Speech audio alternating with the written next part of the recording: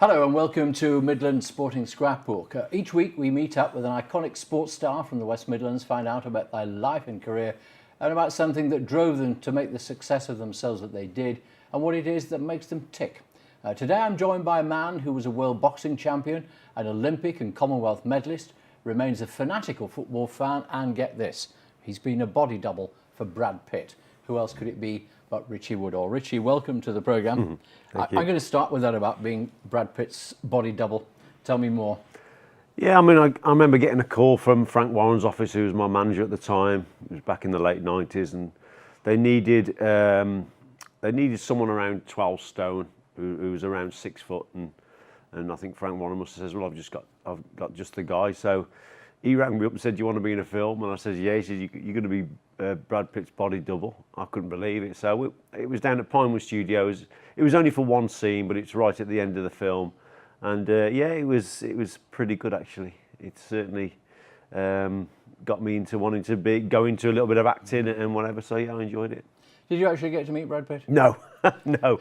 It was right at the end of the film, and I always remember going into Pinewood Studios, and I think he'd left the day before, but he had this sort of massive mobile home with Brad Pitt obviously on the door, and that's where he obviously stayed for filming, whereas I had a tiny little caravan, Richie Woodhall, in the corner, sort of. It was yeah, incredible. So I did meet him. I met Jason Statham and a few of the other guys, but basically it was a fight scene right at the end of the film. You see Brad Pitt get knocked out, and there's a scene where he gets punched, he goes down, and he's falling through water. So as he's falling through water, he's looking back up at himself, he's dreaming, and you see two figures fighting away. And one of them's me, and it was actually filmed on a 30-foot scaffold tower, if you could picture this, and it was a 10-foot, 10 by 10, 10 inches thick piece of glass where the camera came right underneath it. So as he's falling through water, you see these two figures fighting, and it's the camera underneath this piece of glass, and we're on this glass and we're having to do this scene, and it took about 4 hours to film. I was going to say, fantastic. How many takes was it? Oh, it was, well, actually I got with it quite well, because I had to get hit, I went down, I then had to fall sort of to my side where the guy kicks me, and then I roll over, and then he jumps on me, so I get absolutely smashed, but it was a bit of fun. How did you enjoy The World of Love Is Then? In what sense? What do you well, mean? I mean, was it an experience you liked? I mean, did you think, does it take all these people? Does it take all this time? Oh, yeah, I couldn't believe it, to be quite honest, because there's that many what they call runners. There's loads of people on set, and it certainly whetted my appetite to go into that type of thing, because obviously they get well paid, and I knew that I could do what it was a fight scene, so it came very naturally to me. But obviously acting's totally different. But it was a fight. I was a fight double. Yeah, and I had the bruises to show, because obviously it had to be very realistic. It was all right. You didn't get an invite to the premiere or anything like that, did you? No, I didn't. But obviously I met Guy Ritchie, and he went through the scene, what he wanted from me, and yeah, I really enjoyed it. I've still got the contract at home, because people say to me, were you in the film? I say, yeah, I've still got the contract. I got about 300 quid, I think, for it, for one day's filming, which ain't bad. Mm.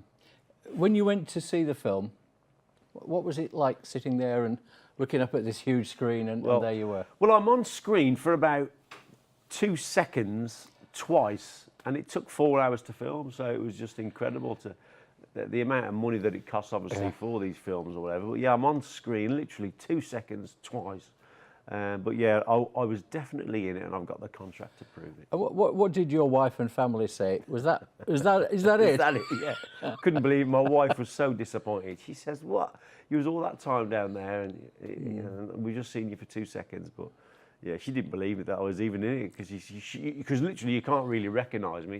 It's sort of a flash 2 seconds. I'm being punched and kicked, and you can hardly recognise me, but it is me. So let's go back to the beginning then.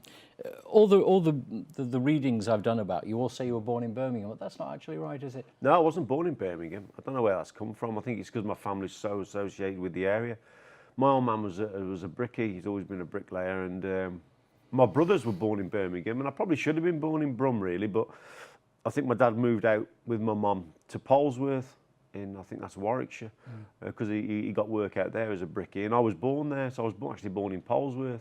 We only stayed there for a couple of years, I think, and then my dad then moved where the work went, so then the work came up in Telford, So I moved to Telford. I mean, I'm 47 now, and I moved to Telford when I was 2, so I was only a little kid. So people say to me, they always associate me obviously with West Brom and Birmingham, but my roots are there. But I'm a Telford lad. I'm a Shropshire boy, and I love it when I go down to London. They say, "Where are you from?" And I say, "I'm from Shropshire." And they say, "Where?" And I said, "That's how we like it in Shropshire, because it's a nice, quiet place." I love my county. It's great, and I love the town I live in, Telford. So presumably your father went to Telford because the new town was springing up and there was a lot of work for him. Exactly, late 60s, early 70s. My dad started working in the Telford area about 69, I think. I had a great aunt, his aunt, who lived over there. And she put him up, her and my great uncle. And my dad then started working on the building sites that were springing up all over Telford, because it was a new town, new council estates were going up. And my dad always says that he started working on this one estate called Woodside, and he loved the view from the scaffold that much. You know, it was all fields all around, because he's from over Birmingham, so he just loved the countryside and that. And they wanted to move from Polesworth, and he wanted that house, so he literally made inquiries, and the house that he worked on, that's where we moved to. It's incredible, really. So, I mean, really, Shropshire's all you've known, isn't it? Because if you moved at that age, you wouldn't remember any of it. I don't remember. I mean, I've got my nan and my uncles and aunts, and my cousins are all Brummies and West Brom people. So, I'm obviously always overseeing them, and I love the area. But I am a Telford boy. I'm a Telford lad, and that's all I've ever known. And I wouldn't want to move anywhere else. I love Shropshire, and I wouldn't want to move out of Telford. I love Telford. What was it like growing up there? Fantastic. Telford is a great place, it really is. And I lived on a council estate that got a bit of stick, to be quite honest, because it was a local estate. If you can imagine, Telford, basically, the new town of Telford is really an overspill town for Birmingham, the Black Country, with a lot of people from Manchester and Liverpool. So we all moved sort of to Telford, and we lived on this estate, which was one of the first council estates in Telford, the new estates. There was Sutton Hill and Woodside, they were the first ones. And all my mates were from Liverpool, Manchester, all different areas. Obviously, their parents were looking for houses and looking for new opportunities. Came to Telford like my family did. So it was a great estate to grow up on, because everything was close knit, and there was only one community centre there, and a boxing club started up. So, but yeah, living in Telford, it was great in the winter when it was snowing, because there's a couple where I live. There's a couple of real steep hills on our estate. And everyone used to get bits of plastic, whatever, and slide down these estates. And I got great memories growing up on Woodside. Yeah, it was a fantastic place. Was it a tough environment? I don't know, really. I don't know what you call tough. I think there's some rough areas in Telford, as there are in any town, but I don't consider Telford as being a rough place. When you look at places in Birmingham and the Black Country, those are rough areas. I always thought that Telford's a nice area. Well, obviously in Telford there are rougher areas than others, but and I lived in supposedly one of those areas, Woodside, but I never had any problems in there. But because I got 2 older brothers and we always boxed as kids, then we never really had any problems. I was just wondering if that's how the boxing came about. So where did that all come from then, if all 3 of you were boxing from a young age? Yeah, well, my dad boxed over in Birmingham as an amateur. He never fought as a pro, my dad didn't. He only had a few amateur fights, but he loved the boxing game. But over back in Telford, my eldest brother, Lawrence, he started to get bullied at school. So he came home from school one day, and I don't remember this because he's 5 years older than me, but my mum, see, my dad's very old-fashioned and old school, my dad is. He'd sort of go and sort it out, roll his sleeves up and say, right, let's go and sort this out now with his dad, and that's the way he was. So my mum says, you can't be doing that anymore, that type of nonsense. You take him, there's a boxing club up the road, you love your boxing, take him to the boxing club. So that's what my mum said to my dad. So my dad took my brother up there, and obviously my brother started to box. Then my dad got into a bit of coaching, and I'm a little brother, and to my big brothers are my heroes, so they started to box, and I just followed suit. But my dad became a coach, and I think I started boxing at the age of 7. My brother was actually boxing in competitions then. He was about 12, and I just never looked back, Bob, honestly. I loved the day I walked into the gym. I remember the first spar I ever had. I had a friend, and it was a girl. Her name was Pat Maguire, I'll never forget. and she was a bit of a tomboy, and she hit me with her right hand in the spar, and my nose just popped. Honestly, it was incredible. I had blood all down me. Yeah, this girl. Pat This is Maguire, at 7? This is at the age of 7. Get the gloves on. Let's do it. And she was a real tomboy. She was, and she was the daughter of the coach. One of the coaches. His name was Jimmy Maguire, who started the club up. He asked my dad to be a coach when he brought my brother Lol up. And so, but Pat Maguire, his daughter, said, "Do you want a spar?" And I went, "Yeah, no problem." So I put the gloves on, and she went, "Bosh, have some of that." My nose went, "Bosh." I was only 7, blood all streaming down. But I think it's from that first spar, when you see blood for the first time and you feel pain, you either go that way, "I don't want it," or "Let's have it then." And I went that way. I went, roll my sleeves up type of thing. Probably had my dad's instinct, and I think she thrashed me, to be quite honest. But I had the bottle to go back. I didn't turn the other way and run. But that's how it started. Yeah, you didn't go back and hit her one on the nose, did you? No, I couldn't get Too near much her. of a gentleman. She'd been there a lot longer before me. When she was good, she was. So I didn't spar her again. I know that much. So how soon was it before you started entering competitions then as a youngster? Well, I started boxing at the age of 7 when I first went, and I had my first contest when I was 11.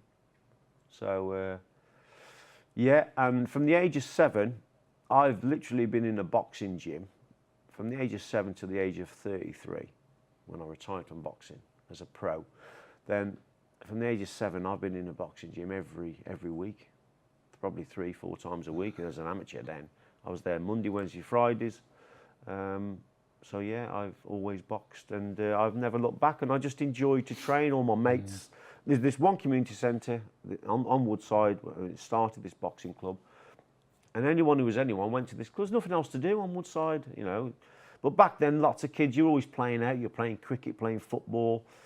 Kids were a lot fitter then because there's no phones, no computers, but everyone went to this club. There must have been 50 kids in this community centre boxing away. And I just loved to box. Loved it. So you remember the first punch you took? Yeah.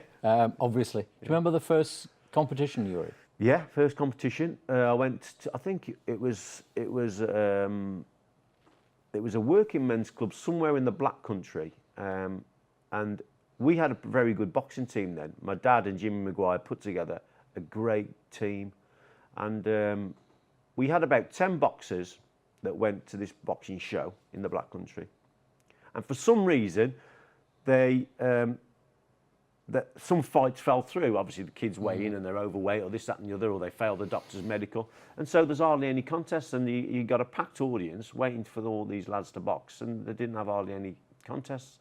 So my dad come to me and said, "You've got to box." My mate, he was the same weight as me, a lad called Lorne Bacchus, great lad he was. Lorne Bacchus, never forget it. And we had to box each other. My dad says, "Right, you pay." He says, "Just take it easy with each other, but you've got to box. It's going to be, there's going to be a decision at the end of it." And so Lorne was a great kid, really, really fast kid, Lorne Bacchus was. And he beat me on a majority. I cried my eyes out, yeah. There was about 7 or 8 fights on the show, and most of them were Telford lads boxing each other. I fought a lad called Lorne Bacchus, my first ever amateur fight, and he beat me on a majority. It was a really close fight because we knew each other and we'd sparred each other a lot. And I cried my eyes out. I lost my first fight. I'll never forget that feeling. Never forget it. And it probably, again, spurred me on, because I've had a few disappointments in my career, but I've always tried to put it right back in the gym. I've never been one to dwell on it and think, when I get beat, I think, right, I've got to put this right. And right from a very early age, I remember getting beat against Lorne, but then I thought, right, I ain't going to get beat again. It was a bit like the girl who punched you on the nose, wasn't it? There were 2 salutary lessons. This is what the boxing game's about. Yeah. But there was something in you. Was that, do you think, because of your father's influence, that he said, "Come on, Richie, you can get in there"? Yeah, because I think my dad has obviously been a big influence throughout my life. My dad has, and my brothers have. And it was just our nature to win. Everything we've ever done, I've played all sports, and I'm a winner. I wanted to win everything, to be quite honest. So, yeah, even though I tasted defeat in my first ever fight, then I remember being back in the gym the next available, I think it was on the Monday, I was back in the gym, trying to put it right and training hard and, still enjoying it, because then you're enjoying boxing. You're not thinking about winning championships and this, that and the other. Although, as a kid, when I first started boxing, I really started to enjoy it. I was always looking at Muhammad Ali. I was thinking, I want to be like Muhammad Ali, I do, because I used to love Muhammad Ali. And I was sort of, as I started boxing, it was the back end of his career, really, Muhammad Ali. But obviously, my dad was a big Ali fan, and he used to show me how he used to box up on his toes, and he was a fantastic boxer. So that was a big influence as well. But I've never, as I say, I've never been one to dwell on a disappointment like that. I always get up and try a bit harder.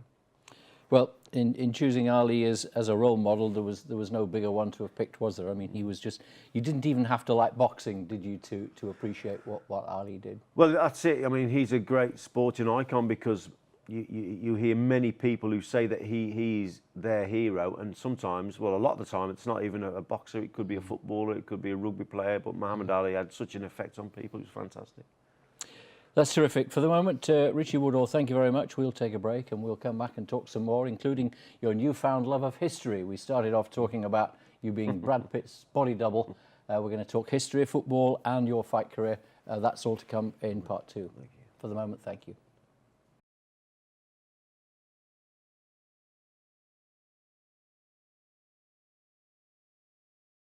At the end of the first part of this programme, Richie, we just briefly mentioned Muhammad Ali and the influence he had on sport and just everybody in general. Did you ever get to meet him?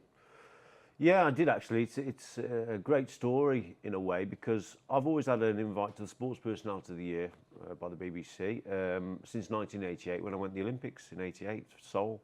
So I've always had an invite, and I've always loved to go down and meet the stars, this, that and the other. But in 1999, obviously there was going to be the Sports Personality of the Century.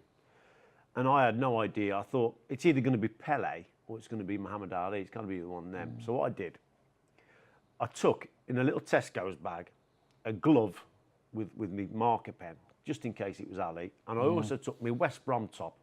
I was going to get Pele to sign my Albion shirt. I thought, I've got to get Pele if it's going to be Pele. Yeah. So I get down to the studio, and I'll never forget, the word got around that Muhammad Ali was there, this, that, and the other. And when they announced Muhammad Ali, he literally shuffled into the studio, and the standing ovation, it must have gone on for about 4 or 5 minutes. And you know, and I sort of have an idea how television works. And 4 or 5 minutes, you know, is a long time on a live show, and no one would sit down, so everyone is clapping Muhammad Ali. And I'm thinking, this is fantastic. Ali, I might have a chance of meeting Muhammad Ali. So luckily, it's a massive studio. They literally seat him about 20, less than 20 feet away from me. I'm sort of up sitting up on the stage, and he's about 4 or 5 rows down, but he's literally right by me, and it's a massive audience. What a piece of luck that was, that he's sitting right by me. And all through the show, I couldn't keep my eyes off Muhammad Ali. You know, Gary Lineker, I think it was Sue Barker, were talking. I was just thinking, there's the man, there's Muhammad Ali, he's there. So I know how it works down there now. Once the lights go down, they go off air, everyone gets their invitation card and rushes to the Sports Personality of the Year to get it signed. So I thought, yeah, I'm going to be, I was literally looking around thinking, how can I get to him? You know, so I suss it out. I thought, as soon as the lights go down, I'm heading straight for him. And likewise, lights go down, they go off air, and I literally pushing past people, excuse me, getting past, and I'm literally going over seats the lot to get to Muhammad Ali. As I get to him, one person beats me to him, Fatima Whitbread. And Fatima Whitbread is hugging Muhammad Ali. And he's sort of smiling, and I don't know whether he was smiling or he was getting crushed to death, but she was hugging him, Fatima Whitbread. And everyone now is starting to jostle behind Fatima, behind me, because they want to get to Ali. And I'm thinking, hurry up, Fatima, please. So I sort of tap her on the shoulder, and I actually said to her, Fatima, I said, can I get my glove signed, please? So Fatima looks at me, and Muhammad Ali looks at me, and thankfully she steps to the side, because I didn't fancy taking on Fatima, did I? You know what I mean? So Shades of Pat Maguire again. Exactly, you know what I mean? So I literally get the glove out the bag with the pen, and I'm standing in front of Muhammad Ali, Bob, you know, and there's people all behind, and I went, Muhammad, will you sign my glove, please? And I had the pen top off and everything, and he didn't even say anything to me. He just went like that. as if to say, give me. And I remember one of his bodyguards or whatever coming forward, and Muhammad Ali went, he used to say, no. Yeah. You know. And I held the glove, and he signed me glove. And at that moment, it's a moment in time that I will never ever forget. Because I started to cry, my tears started to come down my face, because here was the man that I've always looked up to. He's probably the greatest boxer, the most recognised boxer in the history of the sport. And I was standing in front of him, and he was signing that glove for me. And I stood there, and he looked at me, and he could see I was crying, and he just put his arm on my shoulder. Because how many people have stood there in front of him with tears? And there must have been millions. So he must have been knowing what I was thinking, what I was going through. And he just patted my shoulder like that. And literally then he turned away, and I had the glove, and he shuffled away, and then these bodyguards come in, and they took him away. And I think he had a few pictures with David Beckham. But everyone was trying to get to him, and I was the only one to get this glove signed. And so I stood there, and all of a sudden, I just noticed everyone around sort of looking at me. And they must have been thinking, the jammy so-and-so, he's got a glove signed by Ali. So I stood there, and I put the glove back into the bag. I looked at the bag. Of course, I got my Albion top, ain't I, there? But I looked around, and there was Roy Keane, Nicky Butt were talking to each other, and David Beckham. Roy Keane, Nicky Butt, and David Beckham. And I thought, shall I get Beckham to sign my shirt? And then I thought, no. And I'll tell you why I thought no was, I didn't want to go up to David Beckham and say, do you want to sign my Albion top? I didn't want to go up and say that, because he might have gone, yeah, he probably wouldn't have, but if he'd have refused that. And as good as Beckham is, compared to Muhammad Ali, he's not in the same league, in my opinion, because Muhammad Ali is something on a pedestal where no one can get to. So I didn't really want to ask him for him to refuse me, which is probably wrong, and he probably would have signed it. But as I turned away, I could see Sir Alex Ferguson, and I thought, he'll sign it. He's like, you know, he's down to earth, Sir Alex. So I walk up to him, and I went, Sir Alex, I says, will you sign me Albion top, please? I went, because they're the greatest football team in the world. And he looked at me, and he burst out laughing. But he carried on laughing and looking at me, but I wasn't laughing. So he must have thought, this kid's serious. He thinks West Brom are the greatest team, which I think they are. They're my team. And he went to me, put his hand on my shoulder, he went, I admire your bottle, son. He went, of course I'll sign it. And he signed it to Alex Ferguson. So I suppose the moral of the story is, Bob, you know, they say boxers are thick, but I was the only one who left that studio with a glove signed by Ali, and my Albion top signed by Sir Alex Ferguson. I've got the both of them at home. Great story. I was going to say, where is that glove? That glove's at home. In a safe, I guess. Oh, I've got two sons, Jake and Jack, and I've said to Jake, my eldest lad, this glove will be passed down to you. This never leaves our family, because this is our connection to the greatest fighter ever lived. And he says, okay, Dad. He says, when he gets passed to me, he says, I'll keep that forever. And he's got to do that. That's got to stay in my family. It's a white glove signed Muhammad Ali. Do either of your boys box? No. Are you disappointed? No, not really. How can I put this? I love boxing. I always have loved boxing. But I just didn't want my lads to box. It's such a tough sport, even as an amateur. My biggest fear was, because people have often said this to me, why didn't your lads box? Why haven't they? And the biggest fear is that if they're any good at it, what it could lead to.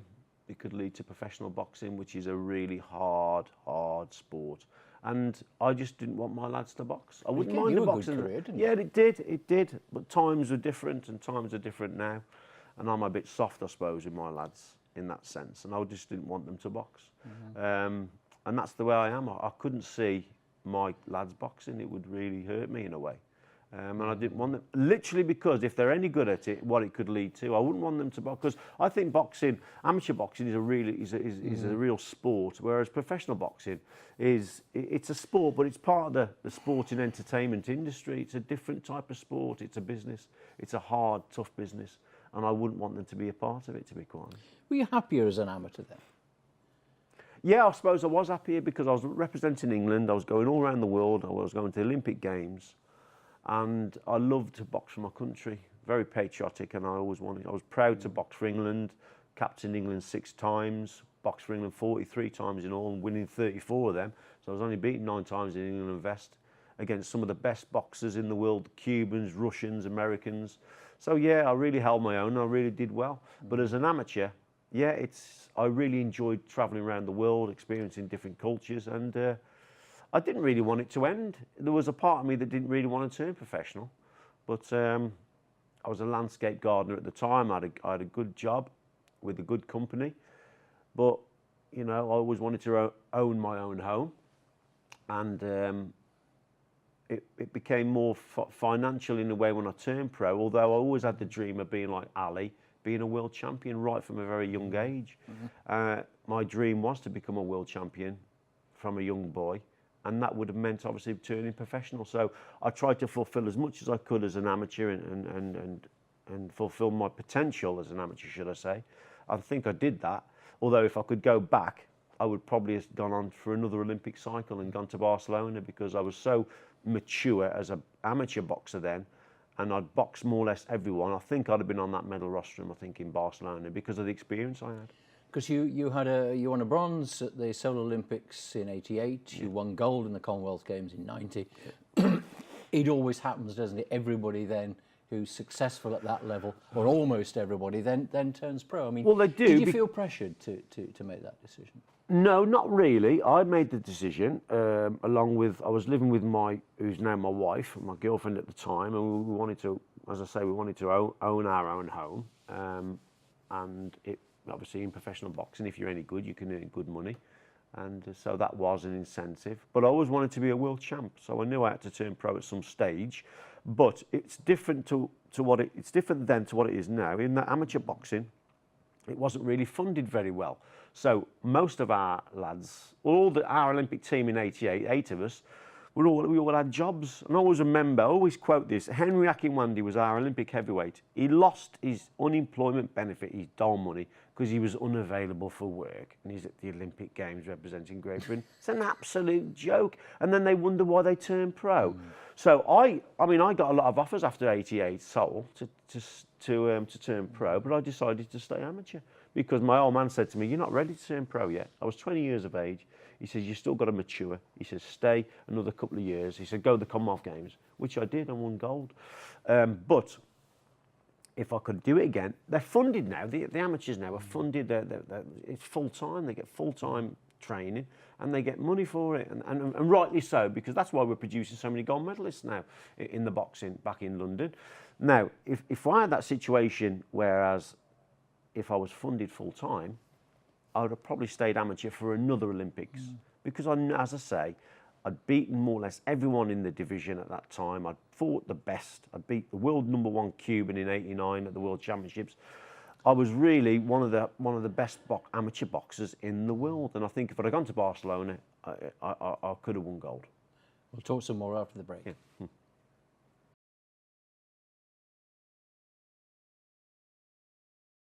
We talked in the last part, Richie, about your decision to turn pro and to hang back, and you probably wish you'd stayed a bit longer as an amateur. And you mentioned your father, because he was a huge influence, wasn't he, in your fight career? Yeah, he was a massive influence. Also, there was another gentleman who was a massive influence when I was amateur. He was a fellow called Harry Grice. He was my first real coach. My dad's always been there. My dad was coach of a club, the Woodside Amateur Boxing Club. But a coach that developed me, who had a lot to do with my style and developing my style and getting me to believe in how to box in that way, using my height and reach, was a fellow called Harry Grice. And he was my coach up until the age of about 18, 19, Harry was. He was a very, very good coach indeed. And he worked alongside with my dad. So Harry was a big influence, and my father was a massive influence as well. And my dad didn't want me to turn pro, Bob. I was 22, I won gold at the Commonwealth Games. And my dad says, "Don't go pro." He says, "Try and go for the next Olympics." But I was 2 years away from another Olympics. I'd been to one Olympics, and I decided to turn pro. I was offered a lot of money to turn pro with Mickey Duff, and I turned. You know, that's the way it went.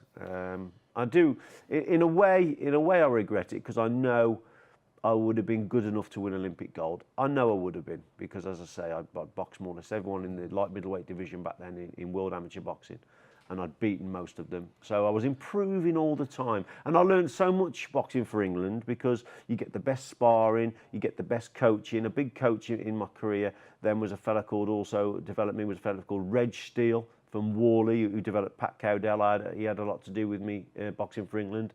And the national coach then was a fella called Kevin Hickey. And Kevin Hickey, for me, was one of the best coaches that I've ever taught me, really. He was fantastic, Kevin Hickey. So I learned so much from these people. Now, when you turn pro, obviously I learned a lot from my dad also, but a lot of the learning stops when you turn pro because you're not sparring the great amateur boxers anymore that you do down at, we were sparring at Crystal Palace, and you were sparring the best amateurs in the country. And then all of a sudden, when you turn pro, the standard drops dramatically because it's a sports entertainment industry. So I had my first fight against a fellow called Kevin Haid from Cardiff, he's from. And he'd had about 20 fights and he was a journeyman pro, real tough kid. So when we go to the weigh-in for my first professional fight, he steps on the scales, he's whatever, 11 stone 4, whatever. I step on the scales, I'm about 11.2 I am. And this I think the weigh-in was at the Cauliflower Ear gym in Digbeth in Birmingham. So Kevin Haid goes round the corner, goes into a bar, and he's drinking Guinness. He's fighting me on the night. And I was absolutely disgusted. I couldn't believe it. I was hurting away. I was thinking, he's drinking Guinness, and he's fighting me tonight. And I thought, mate, you're in for a good hiding, you are. You're not taking this serious. I was really insulted that this fella was fighting me and he was drinking Guinness on the afternoon. I could not get my breath. And then when I fought him, I think I stopped him in about the second or third round, and I really gave it to him because, it's just the way things are, And it was a good occasion. Birmingham Town Hall, loads of people from Telford, loads of people, obviously my family from Birmingham, West Brom, loads of people there, hundreds. And I come out first round, and he threw this jab, and it was so slow. And, straight away, bang, I hit him with the right hand, and then bang, I hit him with something else. And he was like in slow motion. And then I suddenly realised this kid isn't even in the same league as me. However, the more I hit him, the more, it was one of those fights where he got insulted if I missed him with the jab. You know what I mean? He was a tough kid. His nose was down there, gum shield full of blood.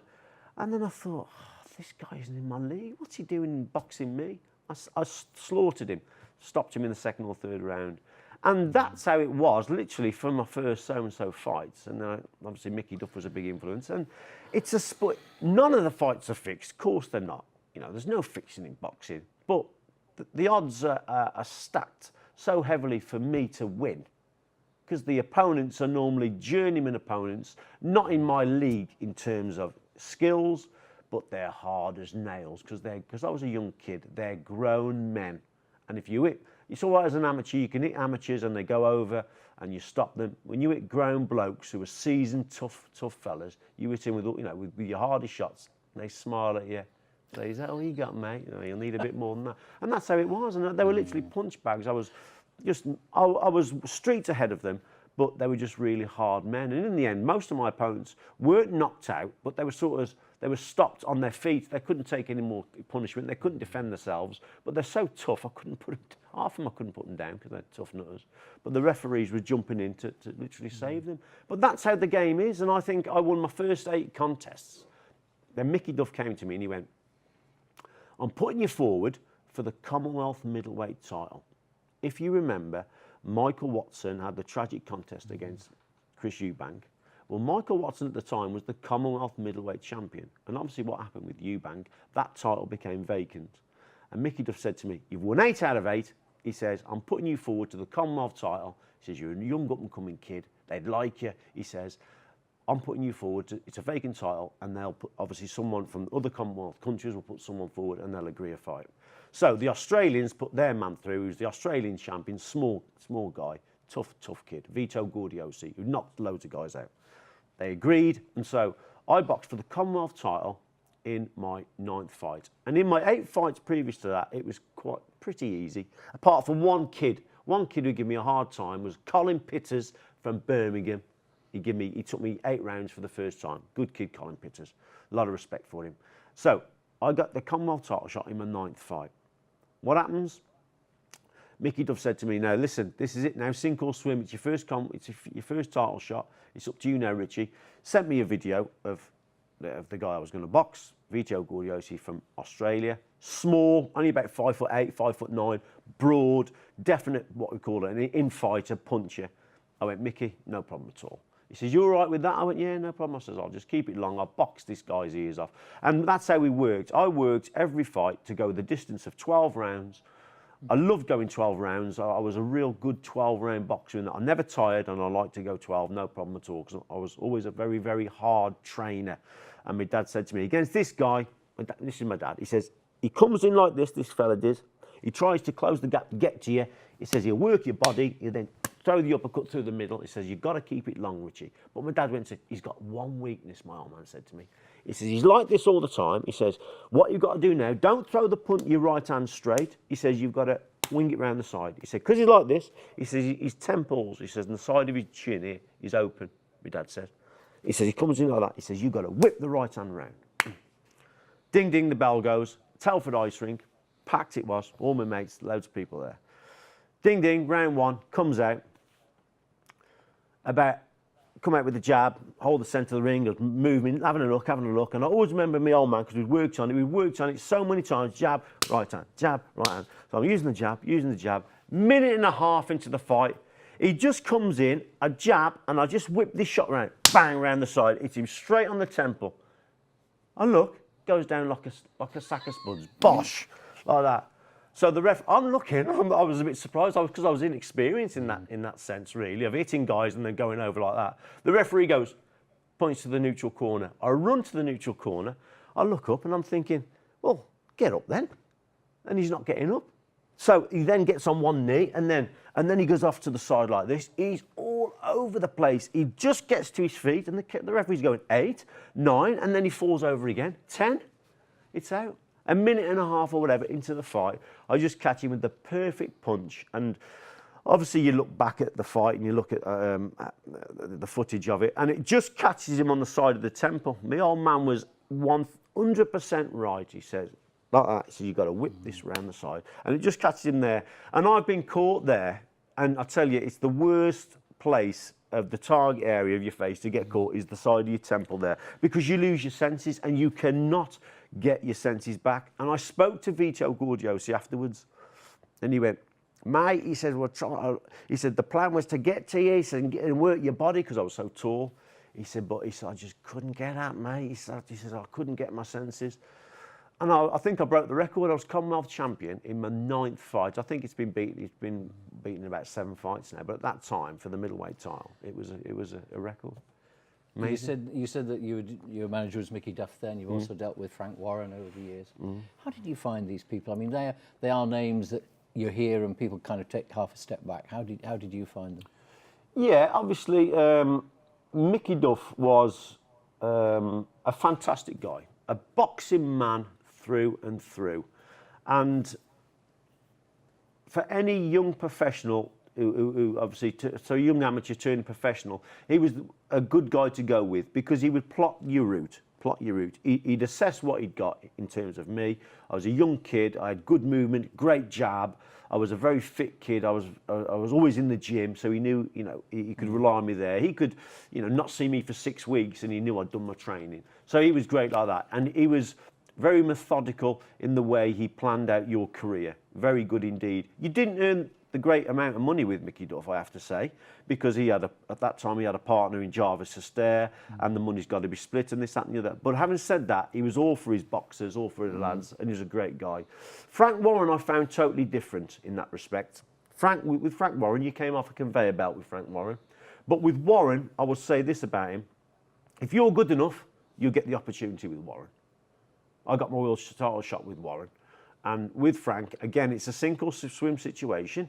And although there was, the relationship was, I was a lot closer to Mickey Duff, because I was with him for a longer time, you see, and we built the career up. I won the Commonwealth title, I won the European title. I had my first world title shot with Mickey Duff as a mandatory challenger, Bob, not a voluntary challenger, not ranked in the top 15 of the world and the champion giving you the shot. I got to number 1 in the WBC ratings, and that's the most prestigious boxing organisation there is, the World Boxing Council. It's the title that Muhammad Ali won, Sugar Ray Leonard won, Marvin Hagler. I got the number 1 contender for the world title on merit, on winning those titles and getting there, and I got my number 1 shot with Mickey Duff. With Warren, it was different because I'd boxed for a world title.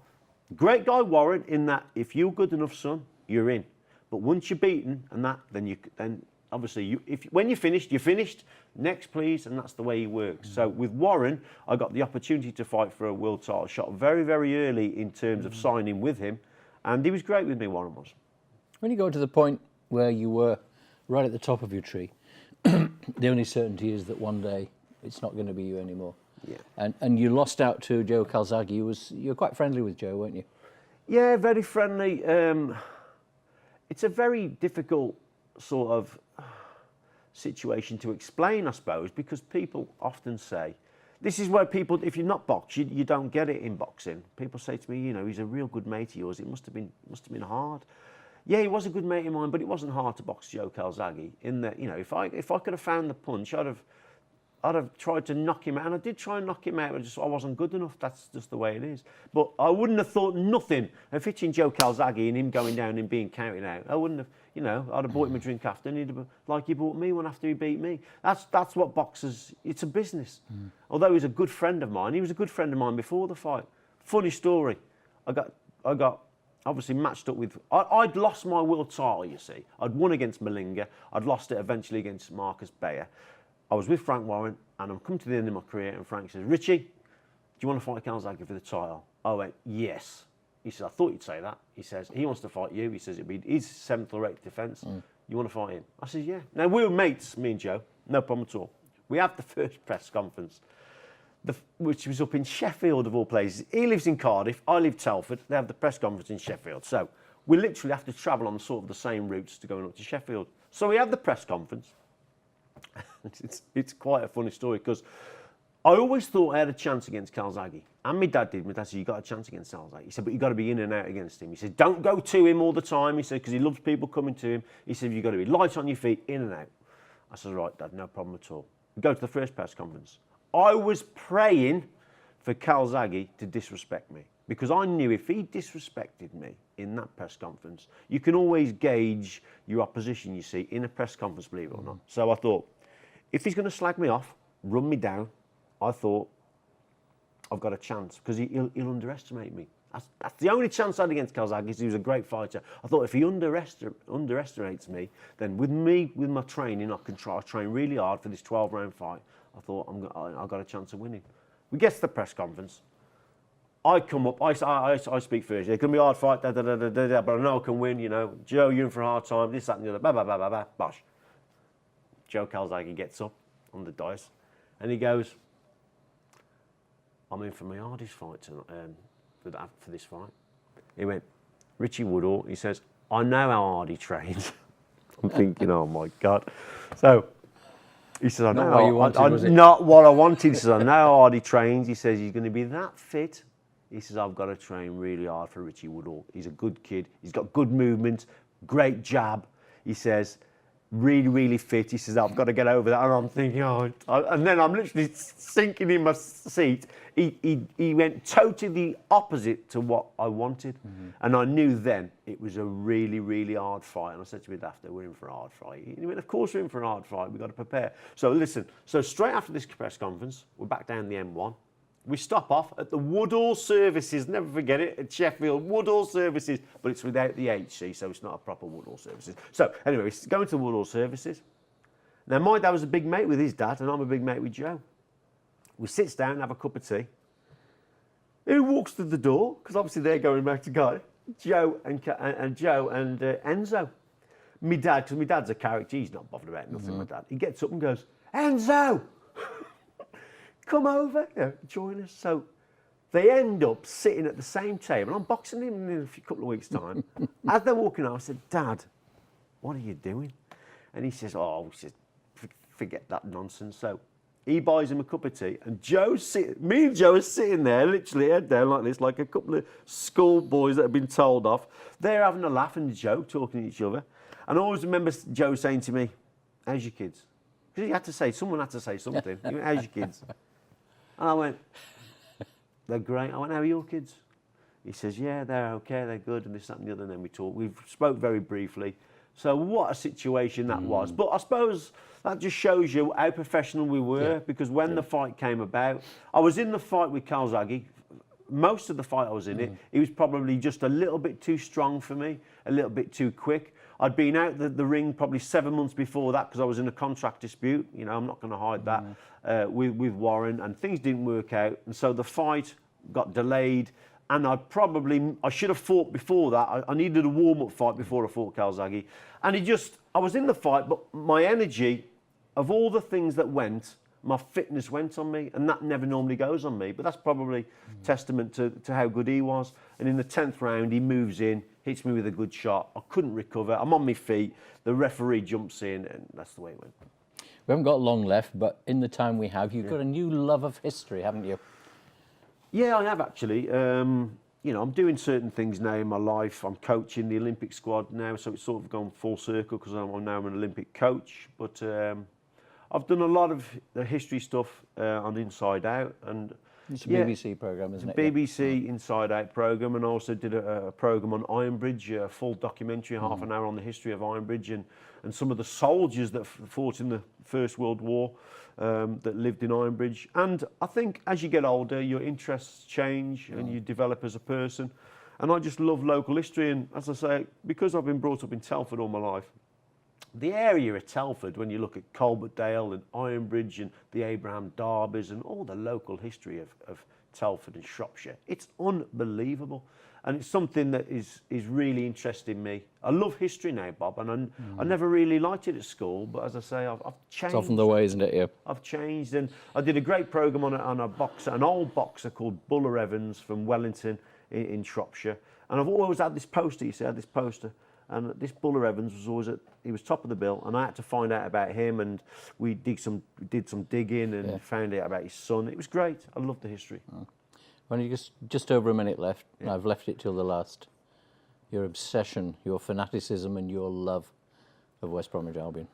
So my thanks to Richie. Join me again the same time next week when I will be in conversation with another top name on Midland Sporting Scrapbook. Till then, bye-bye.